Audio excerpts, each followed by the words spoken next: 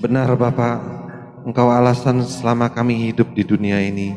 Setiap masalah boleh terjadi dalam kehidupan kami, tapi selama kami mempunyai Tuhan Yesus di dalam hidup kami percaya, kami kuat menghadapi setiap masalah, dan kami akan melalui masalah dengan kemenangan demi kemenangan yang daripada Tuhan. Terima kasih Tuhan, ajar kami mendengarkan kebenaran firman-Mu pada hari ini dengan setiap apa yang kami mampu dengarkan, dengan ketenangan dan perlindungan penyertaan Tuhan. Kami boleh mengerti isi hati Tuhan pada pagi hari ini. Terima kasih Tuhan. Hanya di dalam nama Tuhan Yesus Kristus kami sudah berdoa dan mengucap syukur. Haleluya, amin. Silakan duduk saudara. Terima kasih untuk Bapak Gembala di tempat ini dan seluruh jemaat yang mengizinkan saya untuk men-sharingkan kebenaran firman pada pagi hari ini. Saya akan mengambil tema latihan iman Gideon yang terambil dari Hakim-Hakim pasal 6, sebenarnya satu pasal sampai ayat 7, tapi saya singkat-singkat. Yang saya bacakan di dalam ayat Hakim-Hakim pasal 6 ayat 14. Lalu berpalinglah Tuhan kepadanya dan berfirman, pergilah dengan kekuatanmu ini dan selamatkanlah orang Israel dari cengkraman orang Midian. Bukankah aku mengutus engkau? Dalam hidup ini, kita pasti menghadapi masalah. Yang gak ada masalah cuman orang yang sudah mati. Tapi nanti juga pasti ada masalah. Sebelum dia ada di dalam tanah. Kalau saya boleh menjabarkan masalah-masalah kita selama kita hidup. Yang pertama mungkin adalah masalah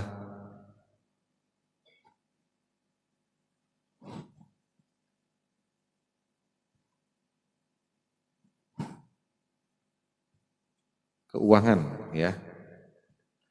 Masalah keuangan bagi orang yang banyak duit itu juga bisa menimbulkan masalah. Kadang-kadang kita melihat orang kaya, orang yang banyak duit, nggak ada masalah. Belum tentu saudara. Orang yang punya duit, orang yang punya perusahaan, masalahnya berbeda dengan kita yang mungkin uangnya pas-pasan. Mungkin mereka berpikir bagaimana caranya menggaji karyawannya bulan ini, atau bagaimana investasi saya nanti, atau keamanan perusahaan saya bagaimana. Masalah tiap-tiap orang berbeda.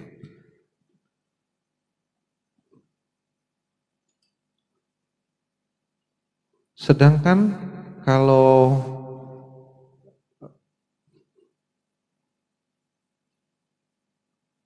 orang yang nggak punya uang, masalahnya pasti sama. Esok saya mau makan apa?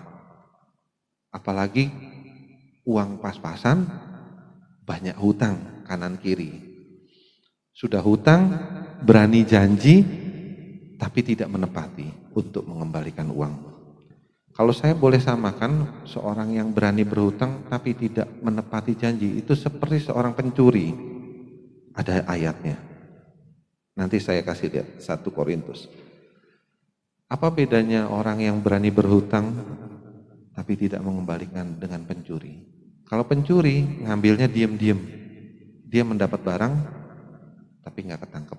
Sedangkan orang yang minjem tapi nggak mengembalikan itu seperti pencuri. Orang yang berani minjem tapi tidak mengembalikan. 1 Korintus pasal 46 ayat 10. Pencuri, orang kikir, pemabuk, pemfitnah, dan penipu tidak akan mendapat bagian dalam kerajaan Allah. Ini masalah karena ketika kita berani berhutang, kita sebagai manusia yang dipegang adalah ucapan. Makanya kenapa selalu ada perjanjian tertulis, karena ucapan manusia kadang meleset, kadang tidak bisa dipercaya. Ini juga masalah. Yang kedua, mungkin di dalam masalah kesehatan kita. Di masa-masa seperti ini, kita tetap harus menjalankan prokes. Saya yakin Bapak Ibu Saudara semua sudah tahu apa artinya prokes. Terus kita harus makan yang baik, nggak harus enak, tapi yang baik, minum yang enak, yang baik, dan juga berolahraga. Kalau kita tidak melakukan ini, kita akan mendapat masalah. Masalah lain mungkin dalam hal keluarga. Kalau Bapak Ibu ada yang sudah berkeluarga, mungkin anaknya tidak menghargai orang tua, atau istri yang tidak menghormati suami, atau suami yang tidak mengasihi istrinya. Ini juga masalah di dalam kehidupan kita sehari-hari. Kadang-kadang sampai bisa bercerai. Masalah lain adalah dalam hal mungkin pekerjaan. Biasanya di tempat bekerja kita ada yang namanya atasan. Atasan ada yang, kalau saya lihat ada dua jenis, yang bersifat sebagai bos dan sebagai leader. Berbahagialah saudara yang bekerja dan mempunyai atasan sebagai leader. Karena apa? Bos hanya fokus pada hasil, sedangkan leader memotivasi, memberi semangat. Berbahagia yang mempunyai atasan sebagai leader. Yang kelima, ada masalah juga di dalam pelayanan. Misalnya, kalau biasanya masalah di dalam pelayanan itu karena egonya masing-masing pelayan. Kalau saya nggak melayani musik misalnya, saya nggak tampil, saya nggak melayani musik, nggak mungkin ibadah itu bisa berjalan dengan baik. Ego dari masing-masing, sehingga kadang menyebabkan perpecahan. Itu juga masalah. Bukan cuma waktu hidup, waktu mati pun, waktu meninggal pun kadang-kadang ada masalah. Biasanya masalahnya dua. Masalahnya ketika orang yang meninggal ini nggak punya uang, atau orang yang meninggal ini punya uang banyak. Kalau yang sedang-sedang normal. Kalau yang nggak punya uang, biasanya masalahnya ngurus surat izinnya susah, atau mau kubur di mana itu yang susah. Tapi kalau orang kaya juga punya masalah kalau waktu meninggal. Masalahnya apa? Biasanya masalahnya adalah masalah warisan, karena masing-masing orang punya ego. Anaknya punya ego, si A kok dapat lebih besar, si B kok dapat sekian, saya kok cuma dapat segini. Itu kadang-kadang menimbulkan masalah. Selagi kita hidup, semua masalah ini kadang-kadang bisa menimbulkan stres. Nah, kita mau belajar dari satu tokoh Alkitab yang namanya Gideon, tentang bagaimana dia berhasil mengatasi masalahnya pada saat bangsa Israel ditekan atau dikuasai oleh orang-orang Midian. Kita akan membaca di dalam Hakim-Hakim pasal 6 ayat 1 sampai 10.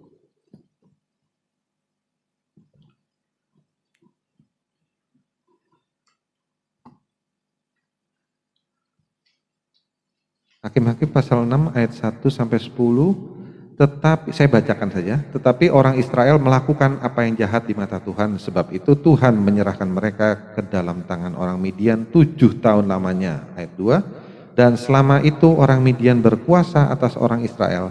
Karena takutnya kepada orang Midian itu, maka orang Israel membuat tempat-tempat perlindungan di pegunungan, yakni gua-gua dan kubu-kubu. Ayat 3, setiap kali orang Israel selesai menabur, datanglah orang Midian, orang Amalek, dan orang-orang dari sebelah timur, lalu maju mendatangi mereka. Ayat 4, berkemahlah orang-orang itu di daerah mereka dan memusnahkan hasil tanah itu sampai ke dekat Gaza, dan tidak meninggalkan bahan makanan apapun di Israel, juga domba atau lembu atau keledai pun tidak. Ayat 5, sebab orang-orang itu datang maju dengan ternaknya dan kemahnya dan datangnya berbanyak-banyak seperti belalang. Orang-orangnya dan unta-untanya tidak terhitung banyaknya, sekaliannya datang ke negeri itu untuk memusnahkannya. Ayat 6, sehingga orang Israel menjadi sangat melarat oleh perbuatan orang Midian itu, lalu berserulah orang Israel kepada Tuhan. Ayat 7, ketika orang Israel berseru kepada Tuhan karena orang Midian itu, ayat 8, maka Tuhan mengutus nabi kepada orang Israel yang berkata kepada mereka, beginilah firman Tuhan Allah Israel, akulah yang menuntun kamu keluar dari Mesir dan yang membawa kamu keluar dari rumah perbudakan. 9, aku melepaskan kamu dari tangan orang Mesir dan dari tangan semua orang yang menindas kamu. Bahkan aku menghalau mereka dari depanmu dan negeri mereka kuberikan kepadamu. Ayat 10, dan aku telah berfirman kepadamu, akulah Tuhan Allahmu. Maka janganlah kamu menyembah Allah orang Amori yang negerinya kamu diami ini, tetapi kamu tidak mendengarkan firman-Ku itu. Dari ayat-ayat yang kita sudah baca ini, masalah orang Israel terjadi karena mereka melakukan hal-hal yang jahat. Apa itu? Yaitu menyembah Allah orang Amori. Tuhan kita adalah Tuhan yang cemburu, Tuhan yang tidak mau disaingi dengan Allah lain. Allah yang saya bilang adalah Allah yang huruf kecil ya. Allah kita adalah Allah yang cemburu. Karena perbuatan jahat ini, dari ayat-ayat kita sudah baca, Allah mengizinkan masalah terjadi, yaitu setiap kali orang Israel selesai menabur, maka datang orang-orang Midian, orang-orang Amalek, orang-orang dari sebelah timur. Kalau cuma datangnya itu beberapa orang dan enggak dengan rombongan ternaknya, itu enggak masalah. Tapi ini datangnya adalah berbondong-bondong dengan ternaknya, dengan kemahnya. Mereka sengaja untuk datang ke tempat orang-orang Israel. Ketika mereka datang, mungkin mereka membawa ternaknya 100 ekor. Tapi ketika mereka pulang, mereka membawa ternak 200 ekor. Sehingga orang-orang Israel menjadi orang melarat. Selama 7 tahun, mereka ditindas oleh orang Midian. Sehingga orang Israel berseru kepada Tuhan. Dan Tuhan mendengarkan seruan orang yang tertindas, orang yang benar. Meskipun masalah itu disebabkan oleh bangsa Israel sendiri karena mereka menyembah Allah orang Amori, Tuhan masih mengasihani orang Israel. Maka Tuhan mengirimkan malaikatnya untuk kepada Gideon untuk memilih Gideon menjadi pemimpin. Di dalam ayat 11 sampai 14. Hakim-Hakim pasal 6 ayat 11 sampai 14. Bukan hal yang mudah bagi Gideon untuk menerima tugas ini sebagai seorang pemimpin. Kalau kita menempatkan diri pada saat itu sebagai Gideon, ada malaikat Tuhan yang menyuruh kita untuk menjadi seorang pemimpin yang melawan orang-orang Midian, yang melawan orang-orang Amalek. Bukan hal yang mudah, saudara. Menjadi pemimpin itu enggak mudah. Apalagi Gideon selama 7 tahun ditindas, bangsa Israel ditindas oleh orang-orang Midian. Suatu ketika malaikat Tuhan datang dan menampakkan dirinya kepada Gideon dan menyuruh dia untuk menjadi pemimpin dan membebaskan bangsa Israel. Bukan hal yang mudah. Dalam ayat 13, Gideon menjawab seperti ini. Jawab Gideon kepadanya, Tuanku, jika Tuhan menyertai kami, mengapa semuanya ini menimpa kami? Di manakah segala perbuatan-perbuatannya yang ajaib yang diceritakan oleh nenek moyang kami kepada kami ketika mereka berkata, bukankah Tuhan telah menuntun kita keluar dari Mesir?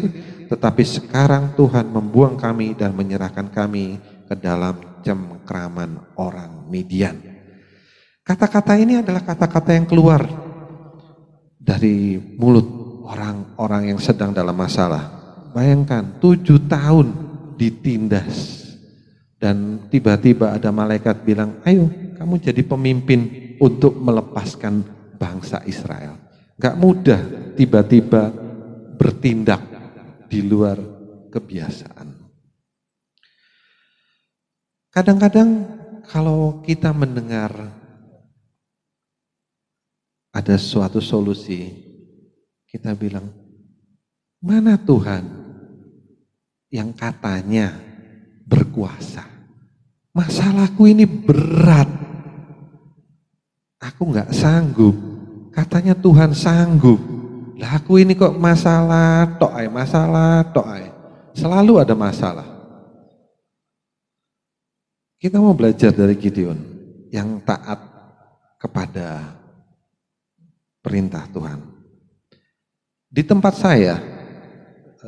di tempat kami berjemaat, ada satu kelompok yang namanya ABA, kelompok Ayo Baca Alkitab. Kami selalu membaca Alkitab dan biasanya bergiliran. Ada yang namanya host, itu orang yang mengupdate setiap dari teman-teman yang selesai membaca Alkitab sampai mana. Tapi kadang-kadang ketika saya menunjuk mereka untuk menjadi host, nggak semuanya bersedia, nggak semuanya siap untuk menjadi host. Aduh, jangan saya om, yang lain aja.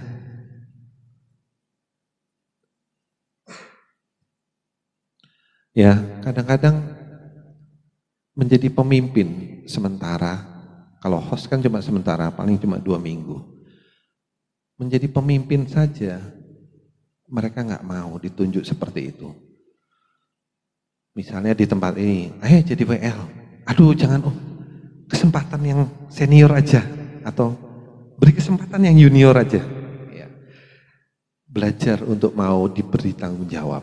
Karena selama kita mau menerima tanggung jawab, kita mau taat pada perintah Tuhan.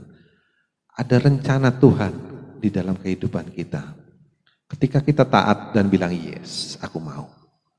Mungkin saat itu kita belum bisa, tapi kalau dengan mau, ada yang akan mengajarkan.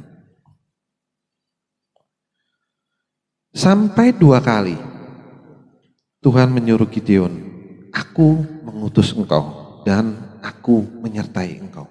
Tapi Gideon masih belum berani. Gideon masih meminta satu tanda kepada orang yang diutus malaikat itu. Ada di dalam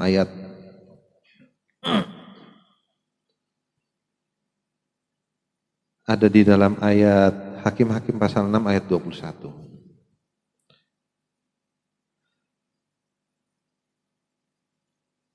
Ketika Gideon ditunjuk sebagai pemimpin, Gideon juga sebenarnya berkilah. Mbok yang lain aja. Aku ini dari suku yang paling kecil. Aku ini orang yang paling muda di dalam keluarga. Aku nggak bisa. Aku masih malu. Aku masih muda. Aku masih banyak alasan lagi. Tapi ketika kita taat pada Tuhan, ketika kita mau, meskipun kita belum mampu, tapi kita mau, percaya Tuhan akan memampukan kita. Di dalam Hakim-Hakim pasal 6 ayat 21. Dan malaikat Tuhan mengulurkan tongkat yang ada di tangannya. Dengan ujungnya disinggungnya daging dan roti itu, maka timbul api dari batu itu dan memakan habis daging dan roti itu. Kemudian hilanglah malaikat Tuhan dari pandangannya. Ketika Gideon menyadari bahwa yang menyuruh dia benar-benar adalah malaikat, bukan orang biasa. Dalam pandangan bangsa Israel saat itu, kalau bertemu dengan malaikat atau dengan Tuhan, maka nyawanya tidak akan tertolong. Tapi Tuhan berfirman kepada Gideon dalam ayat 23 bahwa Gideon tidak akan mati. Dia akan menjadi pemimpin yang akan membebaskan orang Israel. Kalau boleh saya menggambarkan iman Gideon saat itu adalah seperti baterai level 1. Ketika dia menyadari dia disuruh oleh Tuhan untuk menjadi pemimpin. Imannya seperti baterai tapi masih level 1. Perintah Tuhan kepada Gideon selanjutnya adalah untuk mempersembahkan lembu jantan kedua punya ayahnya, merubuhkan mezbah Baal dan merubuhkan tiang berhala di sebelahnya. Ini bukan pekerjaan mudah, karena lingkungan Gideon pada saat itu adalah lingkungan orang-orang yang menyembah kepada Baal. Dan Gideon sendiri, saya yakin juga masih ikut-ikutan sebelum Tuhan berfirman kepada dia. Masih menyembah kepada Baal. Tapi Gideon taat. Jadi pada waktu malamnya, dia bersama dengan 10 orang hambanya merubuhkan mezbah Baal, memotong lembu jantan kedua, dan merubuhkan tiang berhala yang di sebelahnya. Ketika keesokan harinya orang-orang sak kota itu tahu ada kerusakan di mezbah Baal, mereka mencari dan ditemukan pelakunya adalah Gideon. Ketika mereka mau menghukum Gideon, Yoas, ayah Gideon, mencegah dan berkata, siapa yang mau membela Baal, biarlah dia berjuang dengan Baal. Maka sejak saat itu, Gideon mendapat julukan Yeru-Baal, yang artinya kurang lebih, biarlah Baal berjuang sendiri ketika mezbahnya dirubuhkan. Arti nama Gideon yang lain adalah sang pembebas. Terima kasih. Ketika Gideon taat dan melakukan perintah Tuhan, levelnya sudah naik. Levelnya kalau baterai itu sudah 2 bar. Ketika kita menghadapi masalah dan kita taat, ada solusi. Meskipun itu tantangan, meskipun itu berat, tapi kalau kita mau dan taat, level kita akan naik 1 step before. 1 step lagi dari yang semula. Mungkin gak tergambarkan di sini, tapi kalau saya menggambarkan Gideon saat ini ketika dia sudah taat, dia mempunyai level 2. Ketika roh Tuhan menguasai Gideon, dia mengumpulkan orang-orang Abiezer, suku Manasye, Asyer, Sebulon, Naftali untuk bertempur melawan orang-orang Midian, orang-orang Amalek dan orang-orang dari sebelah timur. Ada di dalam ayat 33 sampai 35. Untuk mempersingkat saya nggak tampilkan. Tapi masih timbul keraguan dalam hati Gideon untuk berperang saat itu. Maka dia meminta tanda lagi dari Allah. Tanda yang kedua. Yang pertama tadi tanda siapa yang menyuruh dia. Kalau orang biasa mungkin dia masih ragu-ragu. Tapi ini adalah malaikat Tuhan. Yang kedua, dia minta tanda. Ada di dalam Hakim-Hakim pasal 6 ayat 37. Maka aku membentangkan guntingan bulu domba di tempat pengirikan. Apabila hanya di atas guntingan bulu itu ada embun, tetapi seluruh tanah di situ tinggal kering, maka tahulah aku bahwa engkau mau menyelamatkan orang Israel dengan perantaraanku seperti yang kau firmankan. Ini suatu permintaan tanda ajaib. Bayangkan, ketika saat itu kalau di gurun pasir, panasnya luar biasa kalau siang. Tapi kalau malam dinginnya luar biasa. Karena ada perbedaan yang mencolok seperti itu, maka embun pasti akan turun. Dan Gideon meminta suatu kemustahilan. Kalau guntingan bulu domba ini basah, tapi di sekitarnya kering. aku percaya bahwa Engkau yang menyuruh aku, bahwa Engkau yang membuat aku menjadi pemimpin bangsa Israel saat ini. Dan terjadi, saudara, ketika keesokan harinya guntingan bulu domba itu dilihat oleh Gideon, tanah di sekitarnya kering, dan sedangkan bulu domba itu basah. Dan ketika dipulas, ketika diperas, air embun 1 cangkir. Ya. Kalau saya gambarkan, iman Gideon sudah naik level 3 bar. Ya. Tapi ketika Gideon melihat hal ini pun, tanda ajaib ini terjadi, Gideon masih kurang yakin. Meskipun sudah 3 bar, tapi Gideon masih kurang yakin. Dia masih minta 1 tanda lagi. Tanda yang ketiga. Ada di dalam Hakim-Hakim pasal 6 ayat 39. Lalu berkatalah Gideon kepada Allah, janganlah kiranya murkamu bangkit terhadap aku. Apabila aku berkata lagi sekali ini saja, biarkanlah aku 1 kali lagi saja mengambil percobaan dengan guntingan bulu itu. Sekiranya yang kering hanya guntingan bulu itu, dan di atas seluruh tanah itu ada embun.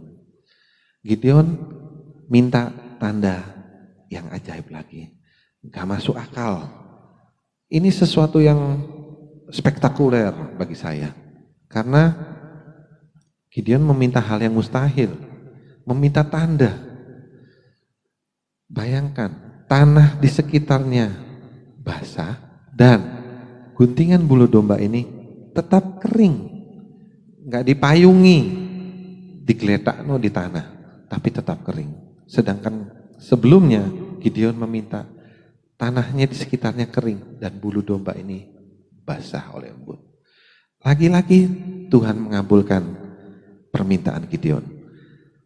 Sehingga level baterai atau level iman dari Gideon saya gambarkan 4.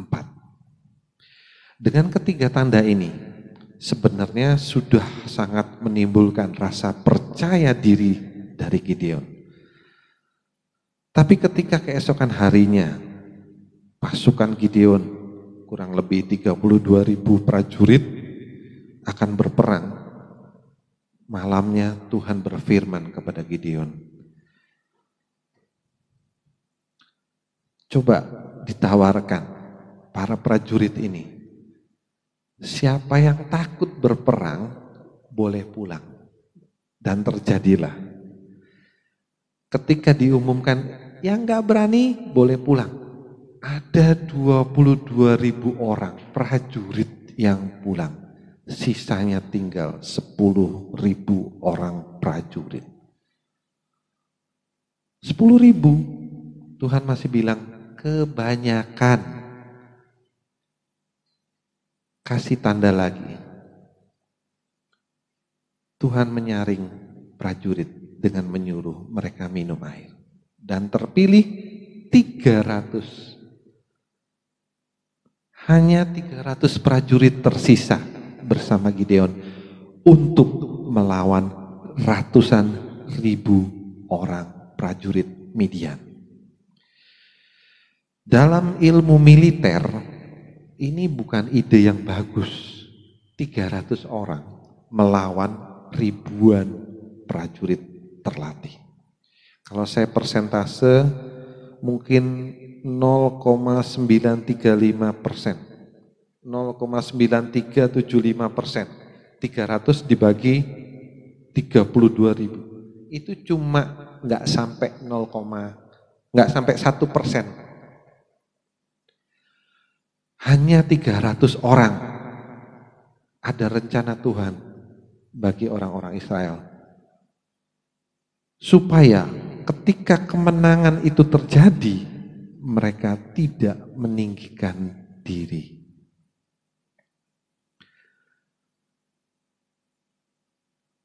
Kalau saya boleh gambarkan,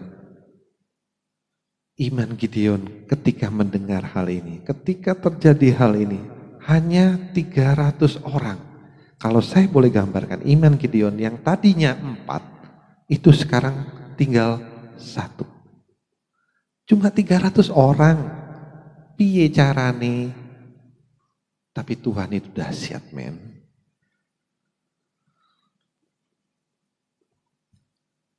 Tuhan tahu Gideon ragu-ragu. Hanya 300 orang bisa ngalahkan ribuan. Tuhan tahu Gideon ini ragu-ragu. Maka Tuhan menyuruh Gideon masuk ke perkemahan musuh. Di dalam ayat 14 dan 15. Dan ketika Gideon mendengar kata-kata musuhnya bahwa mereka akan diserahkan ke dalam tangan Gideon, maka iman Gideon kembali lagi menjadi level 4. Kita baca di dalam Hakim-Hakim pasal 7 ayat 14. Lalu temannya menjawab, ini ketika Gideon disuruh Tuhan masuk ke perkemahan orang Midian. Ini tidak lain dari pedang Gideon dan bin Yoas orang Israel itu. Allah telah menyerahkan orang Midian dan seluruh perkemahan ini ke dalam tangannya. Ayat 15, segera sesudah Gideon mendengar mimpi itu diceritakan dengan maknanya, sujudlah ia menyembah, kemudian pulanglah ia ke perkemahan orang Israel lalu berkata, bangunlah sebab Tuhan telah menyerahkan perkemahan orang Midian ke dalam tanganmu.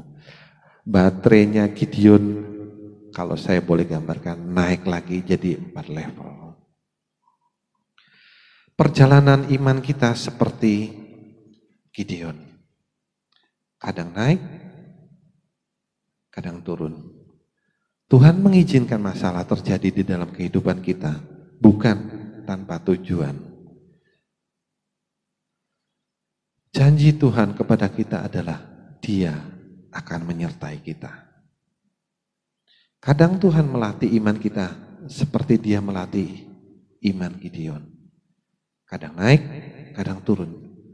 Kita harus tetap konsisten dengan iman kita yang percaya bahwa masalah seberat apapun, masalah sesulit apapun tidak akan menyebabkan kamu kalah, tidak akan menyebabkan kamu menderita lebih, karena Tuhan mengizinkan penderitaan atau masalah tidak melebihi kekuatan kita. Perjalanan iman Gideon boleh terjadi di dalam kehidupan kita. Kadang-kadang kita stres, kadang-kadang kita, haleluya, Tuhan luar biasa, Tuhan kuat, Tuhan berkuasa. Kadang-kadang perjalanan iman kita diizinkan Tuhan seperti perjalanan Gideon. Dengan 300 orang, Gideon berhasil mengalahkan seluruh orang Midian yang ribuan jumlahnya. Bukan berarti kalau iman kita sudah notok 4 level, sudah gak ada masalah. No, Tuhan mengizinkan meskipun level imanmu sudah naik, notok. Tuhan masih mengizinkan masalah terjadi di dalam hidup Bapak, Ibu, Saudara kita masing-masing. Untuk apa? Supaya kita semakin dekat dengan Dia. Untuk kita tidak menyombongkan pengetahuan kita, tidak menyombongkan pengetahuan kita, tidak menyombongkan kekuatan kita, tidak menyombongkan kemampuan kita dalam hal keuangan. Tuhan tidak mau kita menjadi orang-orang yang sombong. Tuhan mau kita seperti Gideon yang taat dan melakukan. Saat ini kalau Bapak Ibu punya masalah, mari datang kepada Tuhan karena Dia sanggup melepaskan setiap masalah kita. Dia sanggup memberikan kekuatan kepada kita untuk setiap masalah yang kita hadapi. Jangan takut, jangan cemas, karena Tuhan tidak akan memberikan masalah yang melampaui kekuatan kita masing-masing. Bagi Bapak Ibu yang punya kekuatan mungkin 10 kilo, tidak akan Tuhan memberikan masalah lebih dari 10 kilo. Notok 10 kilo. Itu pun terasa berat. Bagi yang lain, mungkin masalahnya berbeda. Tiap-tiap orang punya masalah yang berbeda-beda. Gak bisa kita menyamakan, oh enak ya dia, cuman punya utang 5 juta. Utangku loh 1 miliar Tuhan.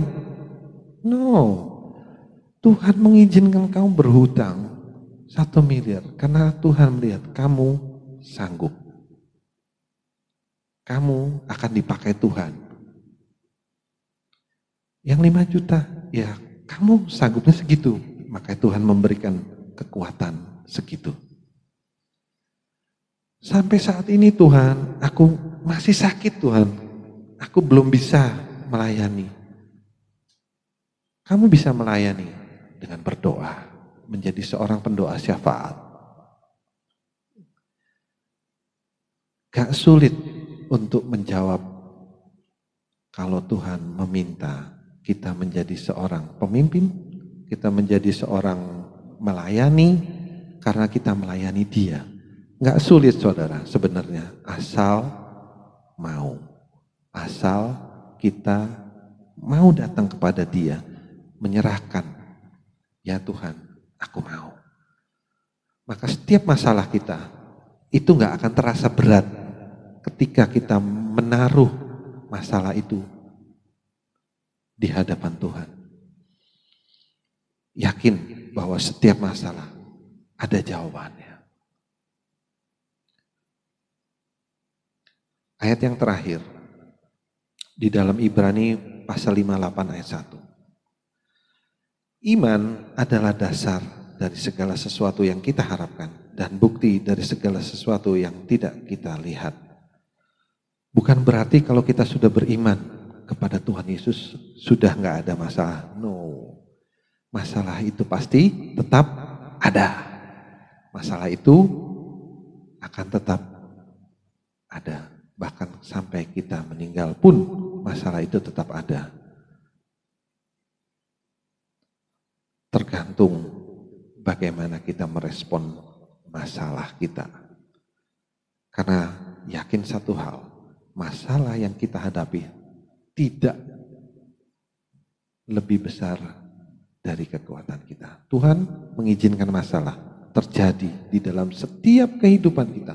Masing-masing berbeda dan tidak akan melewati kekuatan kita.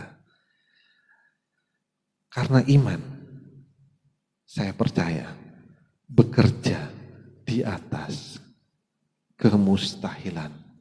Gideon menang bukan karena dia mampu, tapi karena dia percaya. Dengan 300 orang aja, dia bisa mengalahkan ribuan musuhnya, orang Midian. Jadi iman bekerja di atas kemustahilan. Amin. Tuhan Yesus memberkati. Pada akhir ibadah kami, Tuhan yang hidup, yang berkarya dan mengasihi kami, terimalah pujian dan penyembahan, terimalah ucapan syukur dan segala kemuliaan hanya bagi Engkau saja. Tuhan Yesus Kristus, Sang Juru Selamat, Tuhan dalam kehidupan kami. Kami menyerahkan segala sesuatu hanya bagi Engkau. Persembahan yang anak-anakmu sudah berikan, Tuhan memperhitungkan sebagai kebenaran. Tuhan memberkati agar jerih lelah. Segala yang anak-anakmu sudah kerjakan dan berikan, Engkau memberkatinya. Dan Engkau membukakan jalan. Terima kasih Bapa di sorga. Demikian juga kami menyatukan hati memberkati seluruh jemaat yang berulang tahun di sepanjang bulan Juli. Dan yang hari ini berulang tahun diberkati oleh Tuhan. Tuhan memberikan panjang umur, Tuhan memberikan badan yang sehat, Tuhan memberikan rezeki yang berlimpah, pengenalan akan Tuhan, hati yang takut, hati yang menyembah, hati yang mengagungkan Tuhan, setia di dalam pelayanan dan bersungguh-sungguh memuliakan Tuhan. Bapa yang maha baik, kami juga berdoa menyerahkan Bapak Presiden dan wakilnya, semua menteri, gubernur, wali kota, sampai pemimpin di tingkat-tingkat daerah, diberikan hati yang takut, hati yang menghormati Tuhan, sehingga Indonesia menjadi negeri yang tentram, menjadi negeri yang penuh kedamaian, menjadi negeri yang diberkati. Hujan keselamatan terjadi bagi negeri kami. Terima kasih untuk TNI maupun Polri yang Allah pakai, Tuhan perlengkapi untuk menjaga stabilitas nasional, sehingga negeri yang kami cintai tetap utuh, tetap di dalam kesatuan, dan benar-benar menjadi negeri yang Bhinneka Tunggal Ika. Terima kasih Tuhan. Tuhan memberikan negeri yang tercinta bagi kami. Kami bangga dengan Ibu Pertiwi. Kami bangga menjadi bagian dari negeri yang luas dan besar ini. Dan biarlah Tuhan pemeliharaan, penjagaan, pertolongan Tuhan limpah bagi negeri kami. Dan kami berdoa buat seluruh jemaat yang tidak bisa hadir pada ibadah pagi ini, dimanapun beliau berada, tangan kasih Tuhan menyertai, tangan kasih Tuhan memimpin, tangan kasih Tuhan menopang. Bapa, jamahlah, tolonglah, dan berkati mereka semuanya. Demikian juga untuk semua partner-partner pelayanan, dimanapun anak-anakmu berada, biarlah cinta kemurahan Tuhan, kebajikan, belas kasihan Tuhan melingkupi mereka semuanya. Terima kasih Bapa, pertemukan kami minggu depan ya Tuhan dalam ibadah yang luar biasa, penuh dengan kemuliaan dan keagungan. Engkau Allah yang layak dipuji dan disembah. Kalau sebentar kami pulang meninggalkan gereja ini untuk sementara waktu, kami akan dipertemukan kembali minggu depan dalam ibadah disertai sakramen perjamuan kudus. Tuhan memberkati dan melayakkan kami. Jemaat yang dikasihi Tuhan, angkatlah kedua belah tanganmu, arahkan perhatianmu kepada Tuhan, kepada sorga.